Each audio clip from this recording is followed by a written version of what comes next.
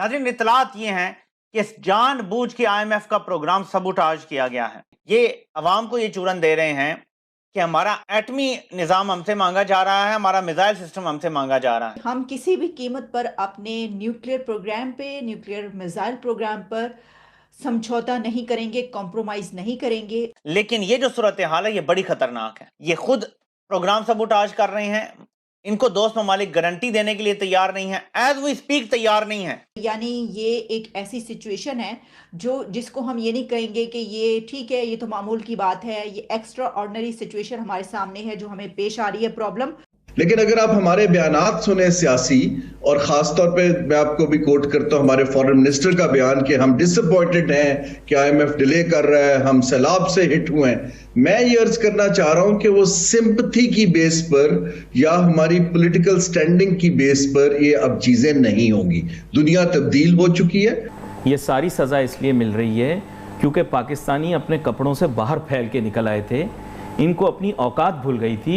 सूरत हाल हमारी बड़ी chicken and egg की हो गई है। अब भला बताइए, हमने घास खा खा के, भुट्टो साहब ने कहा था हम घास खाएंगे लेकिन हम एटम बम बनाएंगे, तो बिल्कुल जी हमने खूब घास खाई और हम अभी तक घास ही खा रहे हैं। तो दोस्तों, पाकिस्तान के अंदर में जो भी गवर्नमेंट आती है हर साल यही कहती है कि वो कुछ भी हो जाए भी, लेकिन IMF के पास जाकर भीख नहीं मांगेंगे। लेकिन फिर भी वो जाते हैं IMF के पास और भीख मांगते हैं कटोरा लेके। और ये हर साल होता है। 23वां प्रोग्राम चल रहा है IMF का पाकिस्तान में, जो वो लेने के लिए अभी देख रहे हैं। लेकिन अब पाकिस्तानी गवर्नमेंट ये कह रही है कुछ भी हो जाए लेकिन न्यूक्लियर प्रोग्राम के ऊपर में कॉम्प्रोमाइज़ नहीं करेंगे। अब आगे आने वाला समय कौन जानता है, पाकिस्तानियों के बात का तो कोई भरोसा है नहीं। लेकिन अगर IMF पाकिस्तान को ये बात कह रहा है तो वो क्यों ना कहे। $1.1 बिलियन के लिए पाकिस्तान दुनिया भर में नाक रगड़ रहा है, कटोरा लेके भीख मांग रहा है, अपनी आवाम के ऊपर टैक्स पे टैक्स लगा रहा है, लेकिन अरबों डॉलर जो कि वो न्यूक्लियर प्रोग्राम, मिसाइल प्रोग्राम के ऊपर खर्च कर रहा है, उसमें कटौती क्यों ना करे। आइए देखते हैं पहले इस वीडियो को। तो इमरान खान ने जो पहला जलसा किया था ना पेशावर में निकाले जाने के बाद, पहली बात इमरान खान ने की थी और कंपनी को कहा था कि आपको कोई फिक्र नहीं है, ये चोर डाकू जब आ जाएंगे तो हमारे एटमी निजाम का क्या होगा। अगले दिन DG ISPR उम्मे हरीम आए थे और कहा था कि बड़ी गलत बात की गई है, गैर जिम्मेदाराना बात की गई, हमारा एटमी निजाम को कोई खतरा नहीं है, महफूज है। अब ये हुकूमत बैठी हुई कह रही है कि हमारे से मिसाइल सिस्टम मांगा जा रहा है, तो खतरे में तो आ गया ना। अच्छा, ये भी याद रखिएगा कि ये सिर्फ इसहाक डार ने ही नहीं कहा, बल्कि ये बात की है वजीर आजम ने भी, तकरीर की है जो आज उन्होंने भी ये बात की है।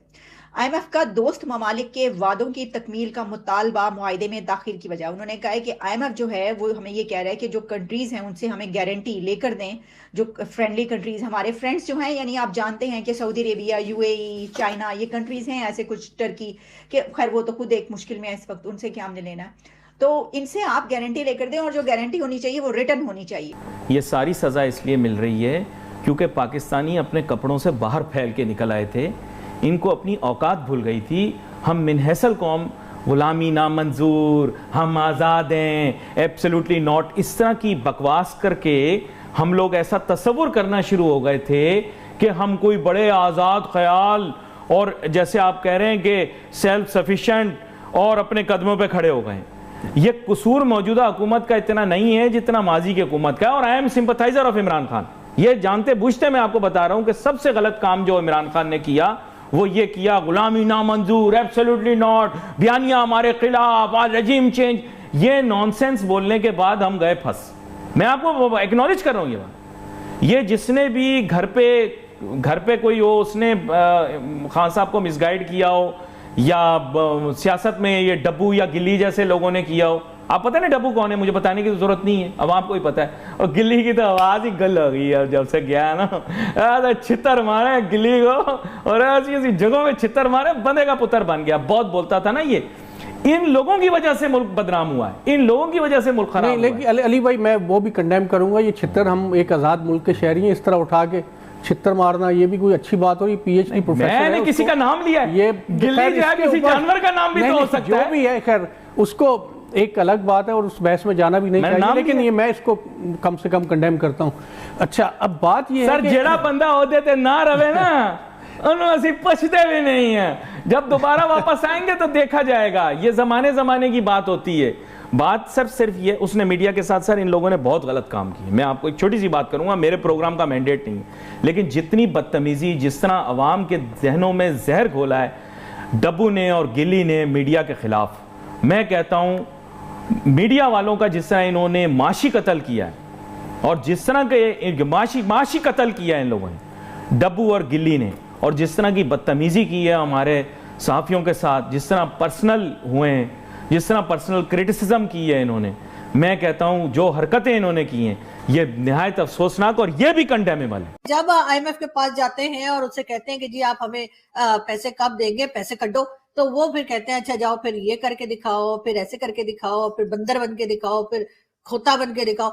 इसकी वजह ये है कि उनको ये समझ रहे हैं कि ये जुबानी जमा खर्च तो अक्सर औकात करते रहते हैं, ये तो पहले कई दफ़ा हो चुका है, लेकिन इस वक्त जो पाकिस्तान के हालात हैं इसमें किसी भी वक्त कुछ हो सकता है, तो हम तो फंस जाएंगे अगर हमने इनकी बात पर यकीन कर लिया। तो उन्होंने कहा कि आप उन कंट्री से कहें कि अगर ऐसी कोई बात हो गई तो फिर वो आपकी मदद करेंगे और हमें कोई परेशानी नहीं होगी। आईएमएफ ने कहा है कि जो न्यूक्लियर प्रोग्राम है पाकिस्तान का उसको थोड़ा सा स्लो डाउन किया जाए, और वैसे तो स्लो डाउन क्या करें सर, मुझे तो लगता है कि पता नहीं चलता भी है कि नहीं, बहुत टाइम हो गया उसमें, मतलब तेल वेल डाले, पता नहीं बम बम चलते भी हैं कि नहीं। लेकिन खैर इसाक डार साहब के बकौल कि आईएमएफ ने इस किस्म की भी कंडीशंस लगा दी हैं। ये तो चैप्टर ही क्लोज है ना, पाकिस्तान अपनी आखिरी जान के नजराने दे देंगे, इस पे तो कॉम्प्रोमाइज करेंगे नहीं। और ये गैर मुल्की सफीरों के साथ, और जब तक पाकिस्तान की फौज है, हुकूमत किसी की भी हो, ये काम नहीं कर सकते। मेरा वजीर दफा खुद कह चुका है मुल्क डिफॉल्ट हो चुका है। ये मैं आपको दिखाना चाहता हूँ कि अब सऊदी अरब जैसा मुल्क जो है वो ईरान में इन्वेस्टमेंट कर रहा है, कितनी बड़ी चेंज आ रही है इस खत्ते में,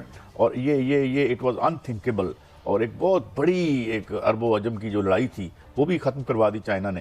तो हमें भी मेरे ख्याल में लड़ाइयाँ छोड़ के, तो मुझे सब लगता है दुनिया बदल रही है लेकिन हम अपनी आदतें नहीं बदल रहे, हम इमरान खान से नहीं बाहर निकल रहे। इस वक्त जो सैड सिचुएशन ये है कि पाकिस्तान के ऊपर जो हमारे दोस्त ममालिक हैं, जो इदारे हैं जिनके साथ हम डील करते रहे हैं, वो हमारे नंबर्स पर और हमारी जो कैपेबिलिटीज़ हैं कि हम मैनेज कर लेंगे कमिटमेंट्स, उस पर ट्रस्ट नहीं कर पा रहे हैं। देखिए, आईएमएफ ने पहले इनसे कहा था कि हमें सिर्फ इंडिकेशन दीजिए इन राइटिंग कि वो ममालिक आपसे ये पैसा कमिट कर रहे हैं। अब जो मुझे समझ आया है कि अब आईएमएफ ने देखा है और उसमें अनश्योर हैं कि शायद वो पैसा डिले हो जाए या रोल ओवर ना हो पाए, तो अब वो कह रहे हैं कि पहले मटेरियलाइज कीजिए इस डील को, कंफर्म डील हमें दिखाएं तो हम इसको अपने बोर्ड के अंदर ले जा पाएंगे। अगर आपको याद हो, पहले एक पेरिस क्लब के हमारे बायलैटरल लोन हुआ करते थे। इस वक्त पेरिस क्लब के लोन्स हमारे दोस्त ममालिक, खासतौर पे चीन और सऊदी अरब से अगर हम कंपेयर करें तो 1/3 से भी कम रह गए हैं। इसका मतलब ये है कि हमारी जो इन्हिसार है चीन के कर्जों के ऊपर और सऊदी अरब के कर्जों के ऊपर बहुत बढ़ चुका है। सूरत हाल हमारी बड़ी चिकन एंड एग की हो गई है। अब भला बताइए, हमने घास खा के, भुट्टो साहब ने कहा था हम घास खाएंगे लेकिन हम एटम बम बनाएंगे, तो बिल्कुल जी हमने खूब घास खाई और हम अभी तक घास ही खा रहे हैं, और उसके बाद एटम बम हमने बनाया। अब सारी दुनिया में तो ये होता है कि जो न्यूक्लियर एसिड्स होते हैं, जो न्यूक्लियर बम होता है, वो उस मुल्क की हिफाजत करता है। ये वाहिद बम है जिसकी हम हिफाजत करते रहते हैं कि कोई उठा के ना ले जाए, कोई चुरा के ना ले जाए, कोई उसका फॉर्मूला ना उड़ा ले, कहीं कोई हमसे छीन ना ले, वगैरह वगैरह वगैरह। दोस्तों, ये था आज का वीडियो, और अब तो ये आने वाला समय ही बताएगा कि आईएमएफ और पाकिस्तान के बीच में डील होता है तो किन शर्तों पे होता है। वो खैर हमें तो नहीं पता चलेगा, कुछ इन्फॉर्मेशन जो आएगी वो पाकिस्तानी मीडिया के थ्रू हमें जानकारी मिलेगी, तो वो हम देखेंगे आगे आने वाले समय में।